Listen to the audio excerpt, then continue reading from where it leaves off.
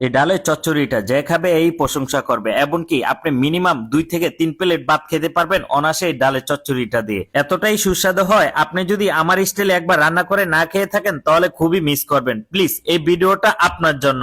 আপনি এই রেসিপিটা ফলো করে বাসায় একদম ইজিলি এই রেসিপিটা তৈরি করতে পারেন। আমার এখানে 1 কেজির মতো মসুর ডাল আছে, আপনারা চাইলে কম বেশিও নিতে পারেন, হাফ কেজিও নিতে পারেন, 250 নিতে পারেন, অথবা তার থেকেও কমও নিতে পারেন। আপনাদের পরিমাণ অনুযায়ী আপনারা ডালগুলো নিয়ে নিবেন। তারপরে ডালের জন্য কিছু পেঁয়াজ এখানে একদম কুচি কুচি করে কেটে নিলাম। তারপরে কাঁচামরিচটা কেটে নিব। কাঁচামরিচটা আপনাদের স্পাইসি অনুযায়ী আপনারা দিতে পারেন। আপনারা চাইলে একটু বেশিও দিতে পারেন, কমও দিতে পারেন, কারণ ডালে একটু কাঁচামরিচটা দিলে খেতে বেশ ভালো লাগে। আমরা রেস্টুরেন্টে সবসময় কাঁচামরিচ, হালকা একটু টমেটো দিয়ে থাকি। তো এখন টমেটোটা কেটে নিচ্ছি। টমেটোটা একদম পাতলা পাতলা করে কেটে নিবেন। দেখেন আমি কিভাবে করে কেটে নিচ্ছি, এভাবে করে আপনারা কেটে নিবেন। এমনকি ছুরি ধরারও কিন্তু একটা টেকনিক আছে, আপনি যদি ছুরি ধরে অনেক স্পিডে কাটতে চান তাও কেটে নিতে পারেন। আমার মতো করে সবসময় ছুরিটা ধরার চেষ্টা করবেন, তাহলে কখনোই আর হাত কাটবে না। এখন আমি আলু দিয়ে দিব। আমার ডালের যে চচ্চড়িটা তৈরি করব, এই চচ্চড়ির জন্য আলুটা একদম পাতলা পাতলা করে কেটে নিচ্ছি। আলুটা একদম চিরি চিরি করে আপনারা কেটে নিবেন। তারপরে মসুর ডালটা একটা কড়াইয়ের ভিতরে আমি নিয়ে নিলাম। মসুর ডালটা কিন্তু আমি ধুয়ে কিছুক্ষণের জন্য ভিজিয়ে রেখেছিলাম। এখন একটা কড়াইয়ের ভিতরে নিয়ে নিলাম। তারপরে এখানে আলু কুচি দিয়ে দিলাম। তারপরে দিয়ে দিব এখানে পেঁয়াজ, টমেটো আর কাঁচামরিচ যেগুলো আমি কেটেছিলাম, এগুলোই সবগুলো এখানে দিয়ে দিলাম। এখন দিয়ে দিলাম 1 টেবিল চামচের মতো আদা রসুন পেস্ট। তারপরে দিয়ে দিলাম একদম অল্প করে তেজপাতা। তারপরে স্বাদ অনুযায়ী লবণ দিয়ে দিলাম। এখন দিয়ে দিলাম হলুদের গুঁড়া। আমার এখানে প্রায় 1.5 টেবিল চামচের মতো হলুদের গুঁড়া দিয়ে দিলাম।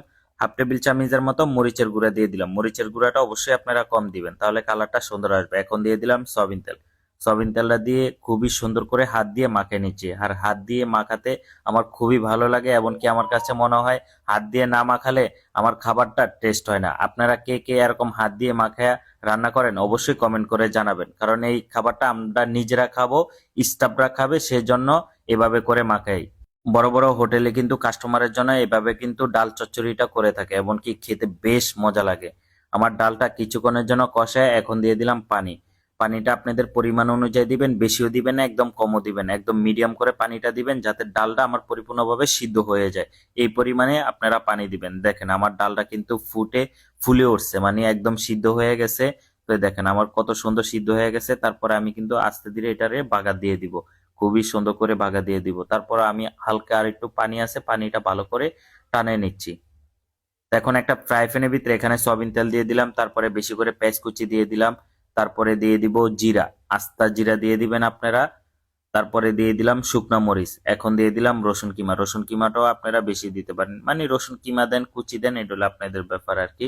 আমার কাছে রসুন কিমা ছিল তাই আমি রসুন কিমা দিয়ে দিলাম। তো এই পেস্টটা ভাজা ভাজা হয়ে যাওয়ার পরে খুবই সুন্দর করে আপনারা বাগার দিয়ে দিবেন এই ডালটা।